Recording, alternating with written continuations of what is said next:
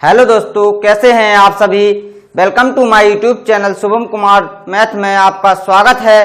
तो अभी तक आप लोगों ने हिस्ट्री की तीसरी क्लास पढ़ी थी, जिसमें पढ़ा था महमूद गजनवी के बारे में, जो 1000 ईस्वी में आया था और इसने 1027 ईस्वी तक शासन किया था। अब अगले तुर्क की बात करते हैं। जो अगला तुर्क है मोहम्मद गौरी। मोहम्मद गौरी जो आएगा 1175 से लेकर 1206 तक शासन करेगा। तो चलिए दोस्तों देखते हैं तुर्क आक्रमण में अगला तुर्क।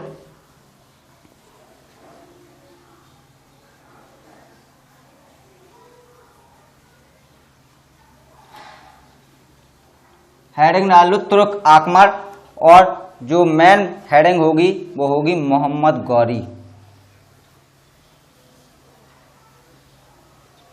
मोहम्मद गौरी। चलिए दोस्तों इसको देखते हैं कहां का था, कहां से आया था। और तो ये भी कहां का था, अफगानिस्तान का। जहां से महमूद गजनवी आया था वहीं से ये भी आया था। अफगानिस्तान कहां रूल किया करता था, यानी कि शासन कहां करता था, गजनी में। गजनी में शासन किया करता था और इसका वंश था गोर वंश। और इसको क्या कहा जाता था, सांसवानी तुर्क।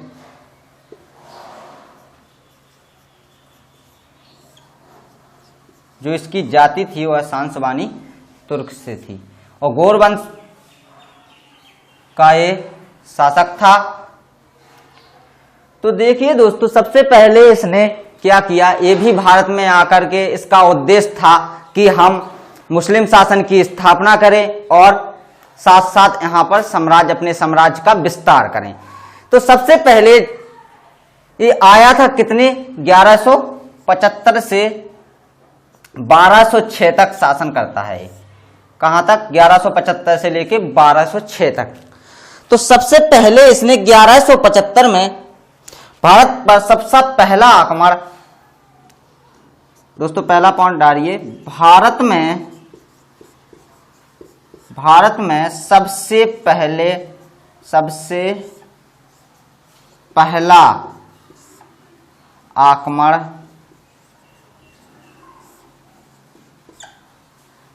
कितने में किया था, 1175 में। कहां, मुल्तान पर। 1178 एडी में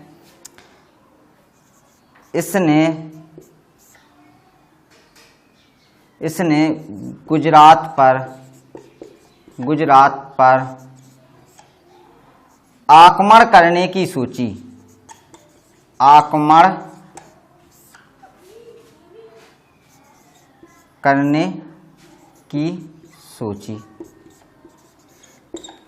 इसने 1178 एडी में गुजरात पर आक्रमण करने की सोची, लेकिन गुजरात का जो शासक था भीम द्वितीय और मूलराज द्वितीय, दो शासक यहां पर रूल किया करते थे। तो इसने यहीं से गुजरात से प्रवेश करने की सोची और आक्रमण करेंगे, यहीं से हम भारत में, हिंदुस्तान में प्रवेश करेंगे।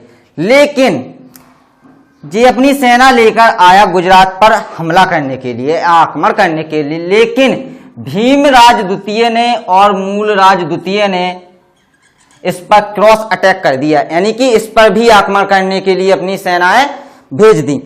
तो इसने सोचा कि हम अगर युद्ध लड़ेंगे तो मारे जाएंगे। तो इसने क्या करा, इसने अपनी सेना पीछे कर ली और ये भागने की कोशिश में रहा। तो ये भागते भागते कहां पहुंच गया, राजस्थान के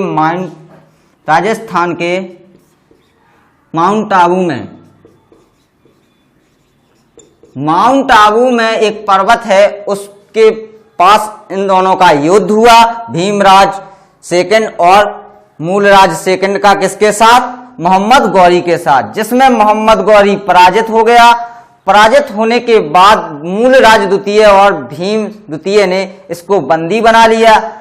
लेकिन बंदी बनाने के बाद जो मूलराज की माताजी थी उनको इस पर दया आ गई और इसको छोड़ दिया। छोड़ने के बाद ये सीधा कहां चला गया? गजनी। ये कहां पहुंच गया? गजनी। गजनी जाने के बाद इसने सोचा कि अब हम उत्तर भारत की ओर देखेंगे, उत्तर भारत की ओर जाएंगे, वहां पर शासन करेंगे, अपने समाज की स्थापना करेंगे। इसका मेन उद्देश्य था कि हमें मुस्लिम समाज की स्थापना करना और अपना शासन या साम्राज्य का विस्तार करना। तो देखते हैं दोस्तों,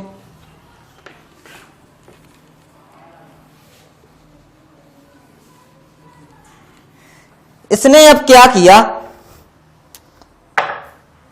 अब ये उत्तर भारत की ओर चला गया और इसने 1179 एडी में इसने सिंध और कश्मीर पर अधिकार कर लिया।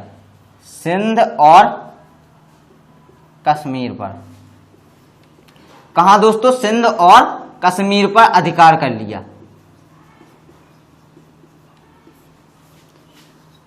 अधिकार कर लिया किसने? मोहम्मद गौरी ने 1179 एडी में। कहने का मतलब 1179 ईस्वी में उत्तर भारत के सिंध और कश्मीर पर अधिकार कर लिया। अब देखते हैं हिंदुस्तान में क्या चल रहा था। नॉर्थ इंडिया यानी कि उत्तर भारत में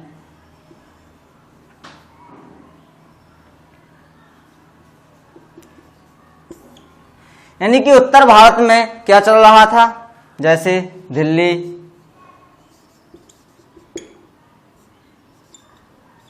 अजमेर और राजस्थान के सांभर, ये तीन जगह पर एक वंश चल रहा था जिसका नाम था चौहान वंश।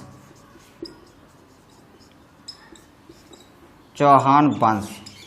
और इसकी राजधानी क्या थी? चौहान वंश की राजधानी थी अजमेर।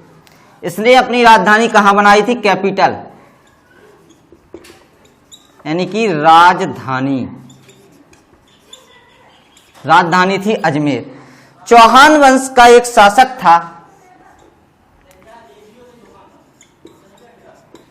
पृथ्वीराज चौहान। पृथ्वीराज चौहान।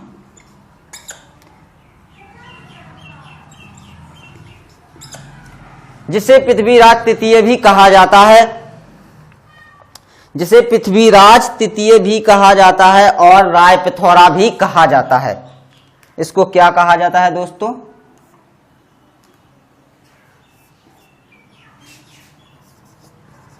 पृथ्वीराज थर्ड और इसको राय पिथौरा, राय पिथौरा भी कहा जाता है। इसका एक मित्र और सबसे प्रसिद्ध लेखक भी था। इसका सबसे एक प्रसिद्ध या मित्र, प्रसिद्ध लेखक, जिसका नाम था चंद्रवरदाई।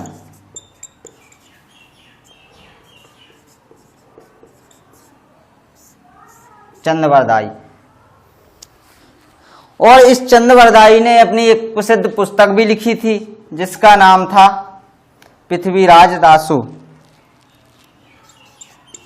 पृथ्वीराज रासो। तो जो मोहम्मद गौरी के साथ आया था चंद्रवरदाई, और इसने अपनी पूरी घटना, इस घटना का वर्णन अपनी इस पूरी पृथ्वीराज रासो में किया है। और चंद्रवरदाई की एक बहुत अच्छी ट्विस्ट वाली कहानी है जिसमें बहुत मजा आता है, क्योंकि ये कुछ और बताता है और इतिहासकार और कुछ बताते हैं। इस प्रकार तो हुआ, जो दिल्ली में 3 शासक थे जो दिल्ली का यानी कि नॉर्थ इंडिया, कहने का मतलब नॉर्थ इंडिया यानी उत्तरी भारत में ये चल रहा था। कौन सा? चौहान वंश। चौहान वंश का शासक कौन था? चौहान वंश का शासक था पृथ्वीराज चौहान। पृथ्वीराज चौहान को राय पिथौरा भी कहा जाता है या पृथ्वीराज थर्ड, क्योंकि जो एक ही नाम के शासक शासन किया करते थे, उस पृथ्वीराज फर्स्ट, पृथ्वीराज सेकंड और पृथ्वीराज थर्ड। इसका एक मित्र भी था, यानी कि कहने का मतलब प्रसिद्ध लेखक जो चंद्रवरदाई था, इसने एक पुस्तक लिखी पृथ्वीराज रासो, और पृथ्वीराज रासो में अपनी पूरी घटना का वर्णन करता रहा। फिर इसने क्या किया, ये तो उत्तर भारत की थी। उत्तर भारत में मोहम्मद गौरी भी पहुंच गया था। कहां? सिंध और कश्मीर पर। चलिए तो अब आगे देखते हैं। पृथ्वीराज चौहान ये कौन से वंश का था? चौहान वंश का था। अगर आ जाए कि भारत पर पहला आक्रमण करने वाला या मोहम्मद गौरी के साथ पहला युद्ध किसके साथ हुई थी, युद्ध किसके साथ हुआ था? तो भीम सेकंड और मूलराज सेकंड के साथ हुआ था सबसे पहला। नहीं तो ऑप्शन रहता है पृथ्वीराज चौहान। पृथ्वीराज चौहान के साथ नहीं हुआ था। तो अब अगला पॉइंट डालिए दोस्तों, ध्यान दीजिए। 1191 एडी, 1191 एडी क्या हुआ? एक हरियाणा के करनाल में एक तराणी नाम की जगह है, एक तराणी नामक जगह है, जिससे तराइन का युद्ध, तराइन का प्रथम युद्ध,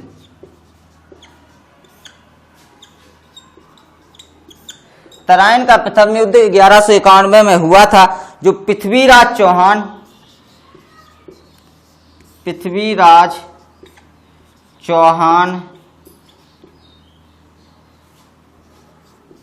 और किसके? पृथ्वीराज चौहान तो मोहम्मद गौरी के साथ हुआ था, जिसमें पृथ्वीराज चौहान ने पराजित किया था किसको? मोहम्मद गौरी को। मोहम्मद गौरी हार गया। हारने के बाद इसने माफी मांग ली और ये फिर से कहां चला गया? गजनी चला गया। अब गजनी जाने के बाद मोहम्मद गौरी को एक गोरी मिल गई। मोहम्मद गौरी को क्या हुआ? एक गोरी मिल गई। एक कन्नौज का शासक था,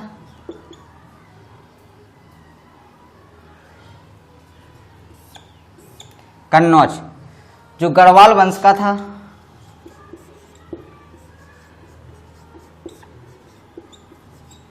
गढ़वाल वंश का था, जहां का शासक का नाम था जयचंद। जयचंद यहां पर रूल किया करता था। उसकी पुत्री थी जो ना संयोजिता।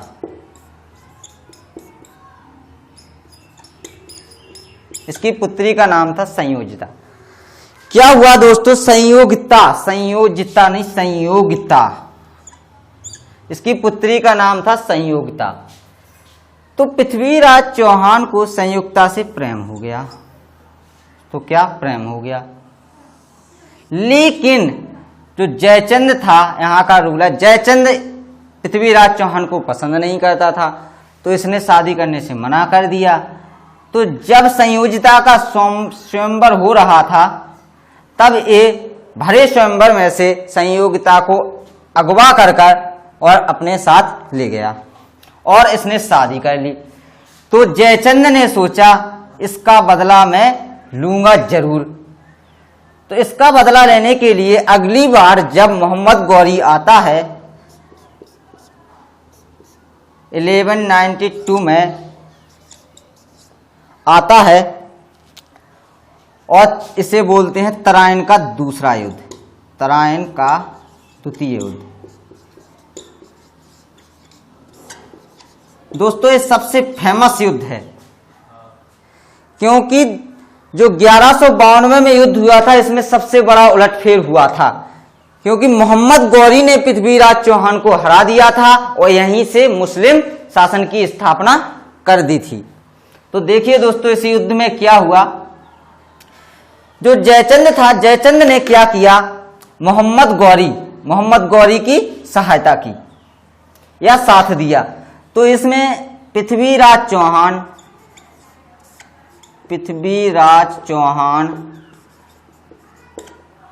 और किसके साथ लड़ा गया, मोहम्मद गौरी। लेकिन मोहम्मद गौरी ने पृथ्वीराज चौहान को पराजित कर दिया और पराजित करने के साथ साथ इसकी डेथ भी कर दी। और कौन जीत गया, मोहम्मद गौरी विजय हुआ। तो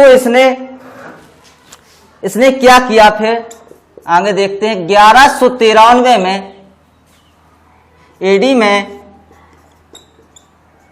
दिल्ली को अपनी राजधानी बनाया।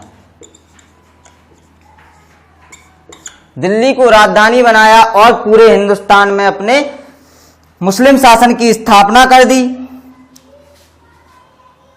तो लिखिए दोस्तों अगला पॉइंट,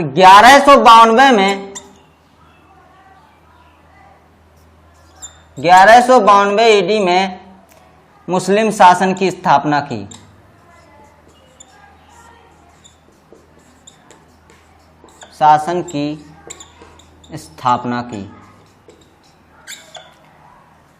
और अपने साम्राज्य का विस्तार किया। कहां से, गजनी से लेके हिंदुस्तान तक इसी का साम्राज्य हो गया। पूर्ण रूप से इसने मुस्लिम शासन की स्थापना कर दी हिंदुस्तान में। और 1193 में दिल्ली को अपनी राजधानी बना ली। और राजधानी के बाद इसने फिर 1193 में राजधानी बन गई। इसके बाद अगला युद्ध किसने सहायता की थी, जयचंद ने। जयचंद उसका थोड़ी रिश्तेदार लगता था, कोई तो उसको छोड़ देगा। देखो अगला युद्ध इसी के साथ होगा, जयचंद के साथ। जो कन्नौज का एक शासक था जयचंद, वो सबसे पहले इसने कन्नौज पर हमला किया और इसकी मृत्यु कर दी। तो 1194 एडी में जो युद्ध लड़ा गया जयचंद और मोहम्मद गौरी के बीच में, उसे बोलते हैं चंदावर का युद्ध। चंदावर का युद्ध हुआ किसके साथ, मोहम्मद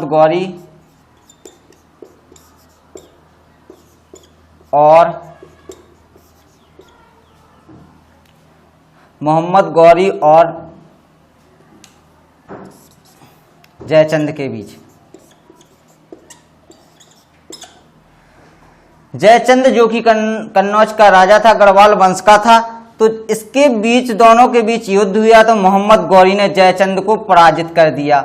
जयचंद को क्या कर दिया, पराजित कर दिया और इसकी हत्या कर दी और अपने साम्राज्य का विस्तार किया और मुस्लिम शासन की स्थापना की। तो इस 1994 में चंदावर का युद्ध लड़ा था, जिसमें मोहम्मद गौरी और जयचंद के बीच जयचंद को पराजित किया था और मोहम्मद गौरी ने विजय प्राप्त कर ली थी। लेकिन मोहम्मद गौरी के साथ क्या हुआ, इसका साम्राज्य गजनी से लेके और हिंदुस्तान तक फैल चुका था। इसमें बहुत बड़ा इसका साम्राज्य हो गया था। तो ये वापस कहाँ चला गया, गजनी। और यहाँ का इसके जो हजारों गुलाम को लेकर आया था, इसके साथ हजारों गुलाम आए थे। लेकिन इसके जो करीबी गुलाम थे, 4 गुलाम थे। पहला था कुतुबुद्दीन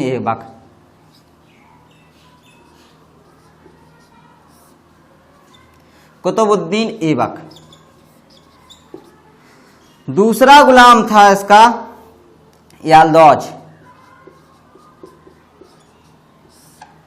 तीसरा गुलाम था कुबाचा, वो जो चौथा गुलाम था इसका मोहम्मद बिन खिलजी, नहीं बख्तियार खिलजी।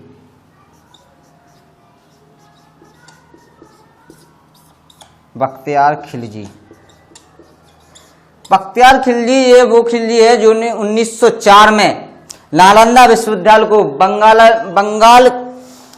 बंगाल के अभियान पर गया था और उसने नालंदा विश्वविद्यालय को ध्वस्त कर दिया था। वही खिलजी है। कब, 1904 में। इसने नालंदा विश्वविद्यालय को तोड़ दिया था, यानी ध्वस्त करवा दिया था। इसके बाद इनको अपन बाद में पढ़ेंगे, लेकिन इसका जिसने चंदागढ़ के युद्ध में मोहम्मद गौरी का साथ दिया था और महत्वपूर्ण भूमिका निभाई थी, वो कौन था? कुतुबुद्दीन ऐबक। और इसका सबसे करीबी गुलाम भी था, तो इसको क्या बना दिया गया? आर्मी चीफ, यानी सेनापति। इसको सेनापति बना दिया और इसको कहां का शासक बना दिया? भारत का, यानी कि हिंदुस्तान में ये शासन करेगा। यालदौज गजनी में करेगा, क्योंकि इसके साम्राज्य बहुत बड़ा हो गया था, तो उन्हें क्या करना था? इसका विभाजन, यानी कि छोटे छोटे टुकड़ों में बांटकर सही से हमारे साम्राज्य का विकास हो और हमारे साम्राज्य का विस्तार हो। कुबाचा, कुवैत। इसी प्रकार आगे चलते हैं दोस्तों।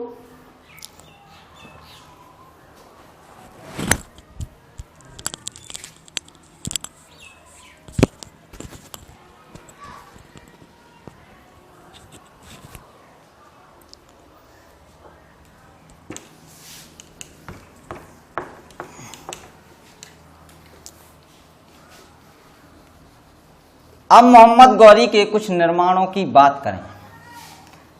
जो मोहम्मद गौरी ने अपना एक उत्तराधिकारी या सेनापति को नियुक्त किया था भारत में, कौन? किसको? कुतुबुद्दीन ऐबक को। कुतुबुद्दीन ऐबक जो कौन था? मोहम्मद गौरी का गुलाम था। मोहम्मद गौरी, गौरी का क्या था? गुलाम। कौन था? कुतुबुद्दीन ऐबक। कुतुबुद्दीन ऐबक। इसने भारत में कुछ निर्माण भी करवाए। अपने शासनकाल में 2 मस्जिदें बनवाई।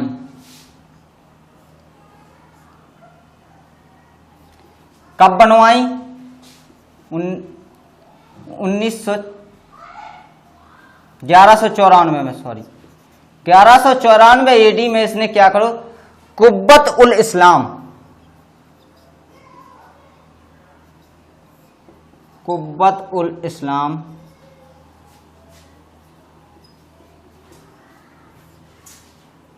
मस्जिद, जो कहाँ है? इन दिल्ली, यानी कहने का मतलब दिल्ली में, महरौली के दिल्ली के महरौली में। दूसरा इसने क्या निर्माण करवाया? 2.5 दिन का झोपड़ा।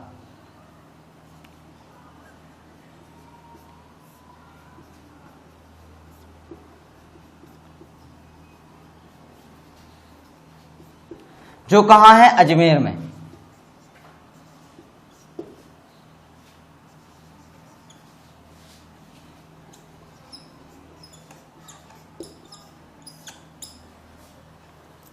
इसके बाद इसने 1199 से लेकर 1126 तक, 1199 में इसने क्या बनवाया? दिल्ली के महरौली में कुतुब मीनार।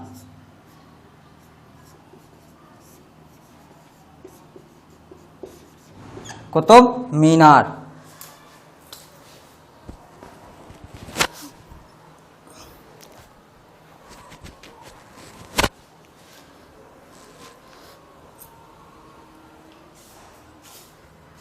कुतुब मीनार का निर्माण 1199 से 26 तक चला।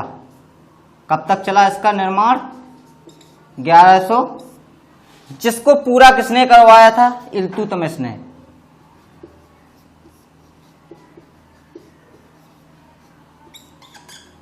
निर्माण को पूरा करवाया था किसने? इल्तुतमिश ने। लेकिन क्या हुआ?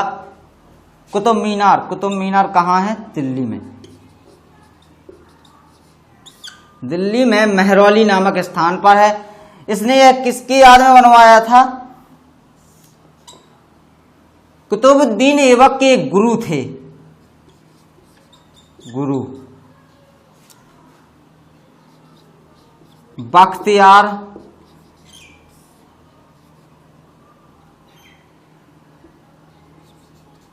बख्तियार अलकाकी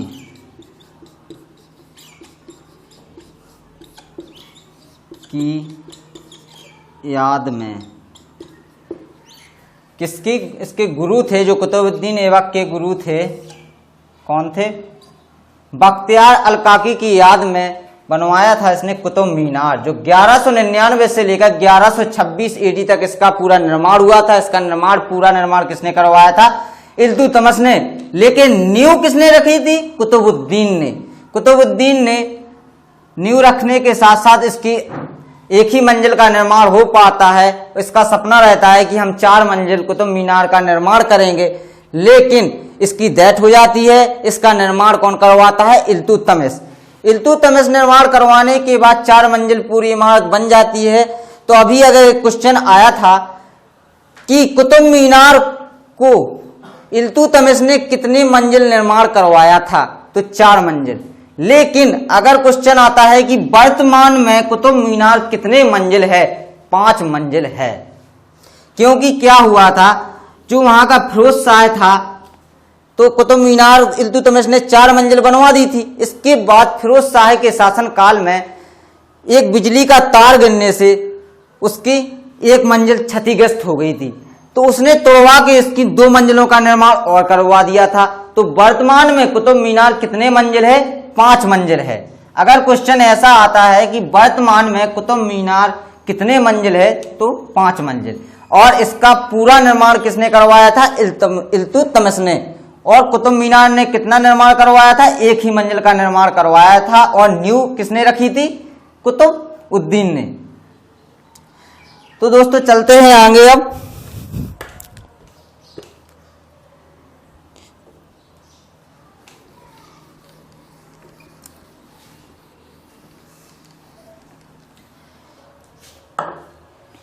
इसके बाद 1205 AD में कौन?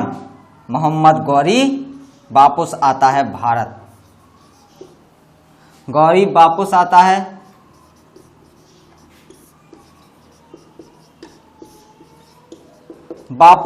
है। और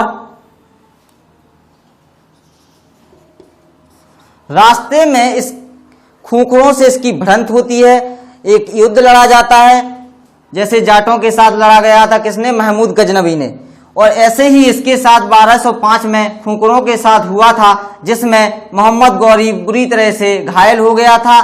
तो इसको कुतुबुद्दीन ऐबक इसको ले जाता है गजनी, और गजनी में इसका थोड़ा इलाज भी करवाता है, और ट्रीटमेंट करवाने के बाद इसकी डेथ हो जाती है। तो 1206 में मोहम्मद गौरी क्या हो जाती है? मोहम्मद गौरी की मृत्यु हो जाती है। अब मोहम्मद गौरी का इतना बड़ा साम्राज्य गजनी से लेके भारत तक है, इसका संचालन कौन करेगा? तो इसका जो दामाद था या गुलाम था कुतुबुद्दीन ऐबक, यही इसका शासनकाल संभालता है।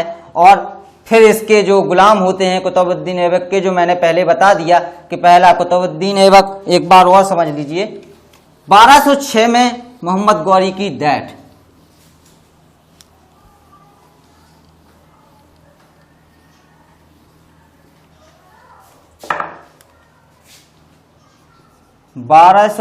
AD में क्या हुआ? मोहम्मद गौरी जो भगवान को प्यारे हो गए, मृत्यु। इसके बाद इसका उत्तराधिकारी कौन था? कुतुबुद्दीन ऐबक।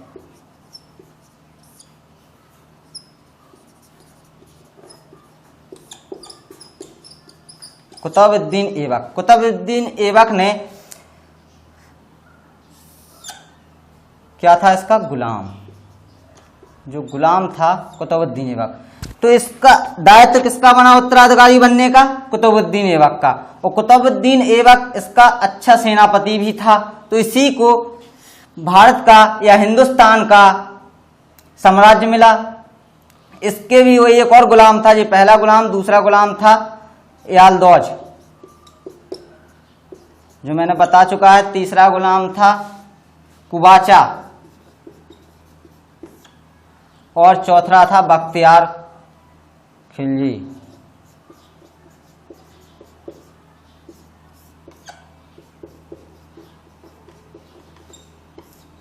तो इसने क्या किया, यालदोज को गजनी का शासन साम्राज्य दे दिया कि भाई तुम जाइए गजनी का साम्राज्य संभालिए, और ऐबक को कहां का दे दिया, हिंदुस्तान का यानी कि भारत का। कुतुबुद्दीन ऐबक ने भारत का साम्राज्य संभाला और यालदोज ने गजनी का, और कुबाचा ने अफगानिस्तान के कुवैत का यानी कि अफगानिस्तान का। कुबाचा ने कहा अफगानिस्तान का शासन संभाला। और खिलजी ने बंगाल अभियान